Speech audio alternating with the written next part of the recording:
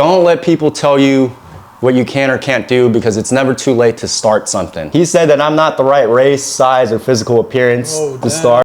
You doubted me, man.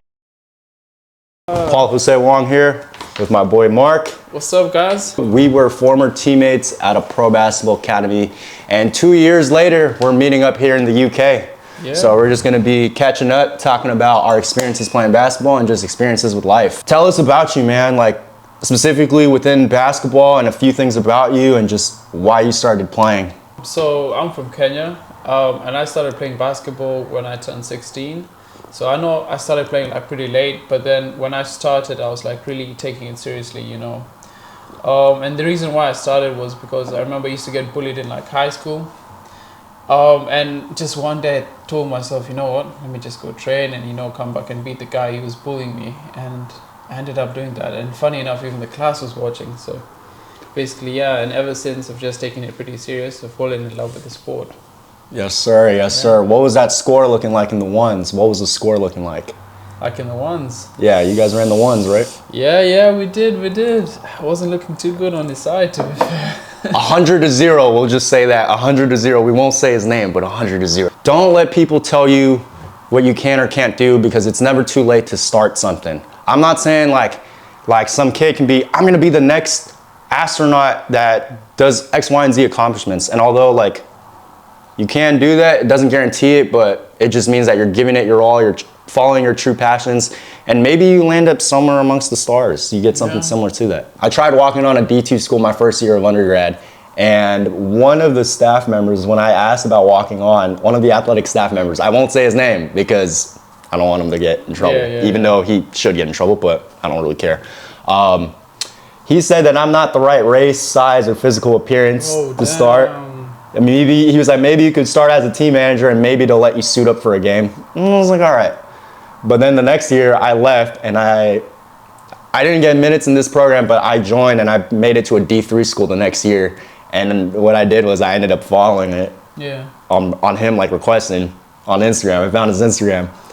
And then when we had like some posting about our media day, like when we were all getting pictures with our uniforms and stuff, and then I posted on my story of that, and he ended up seeing it. So I was just like, you doubted me, man. I mean, too, like one thing that I know we have in common is we both started late too. For reference, you are how old? Oh, I'm 21 right now. Yep, and I'm 25. I started playing when I was 17 and a half.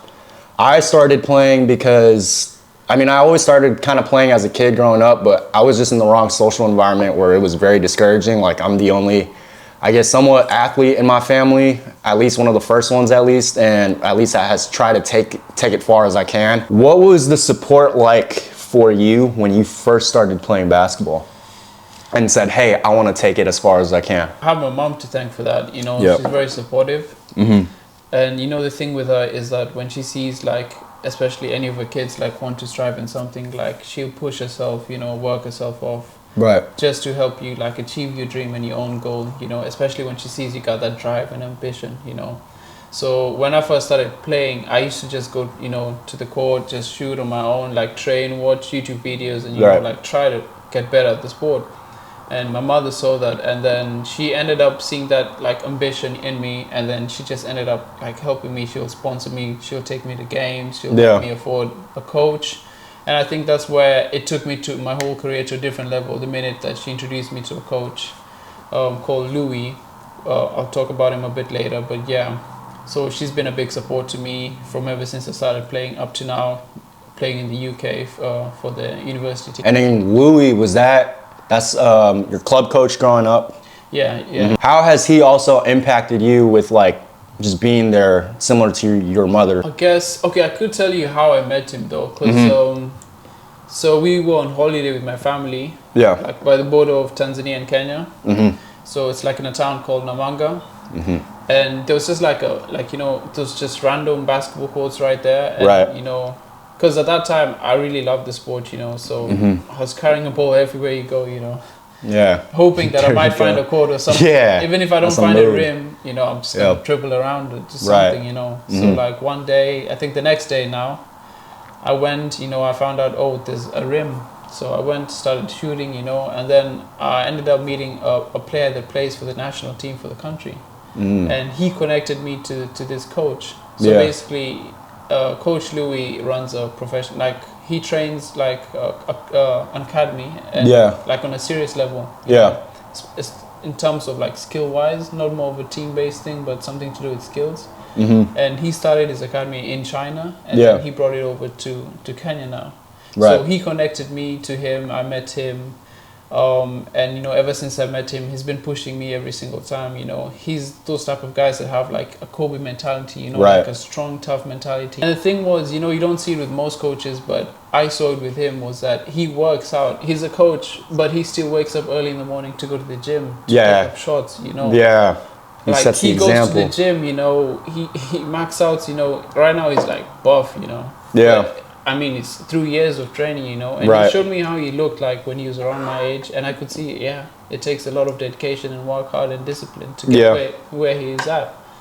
And so I could see it from where he is at, and you know, even when we trained, sometimes he'll join me in practice, you know. And that was the difference between him and different coaches, you know, because other coaches will probably, you know, have like bellies, probably not even trained. And then my parents ended up, you know, falling in on it, because I know some people in my family are just like, oh, it's kind of a waste of time, like what he's doing, or like just other people that I thought were my friends. But my parents took me to games. They flew with me to tournaments. My mom went with me to some like college camps, which when I was trying to get recruited. So it was, shout out to my folks. You know, I can relate to that, because my mom used to tell me that sometimes she gets maybe some friends or even family members like discourage her and tell her like, what is this you're doing? You know, he can't make it. He won't do anything. You know, you're just wasting a lot of money and anything. But you know what? My mom just didn't care what they had to say. You know, she knew that I had a goal, a drive, an ambition, and you know, she was focused on that. You know, she didn't listen to the haters, and she supported me throughout. You know, and I appreciate you, Mom, for that. Man, brother, it's been a pleasure. I appreciate you doing this, man. It's just like, man, we haven't seen each other in 2 years, bro. It's crazy, man. And then we just chopped it up like it was just yesterday we saw each other, man. So I appreciate you turning out. One love, man, and I'll catch y'all on the next one.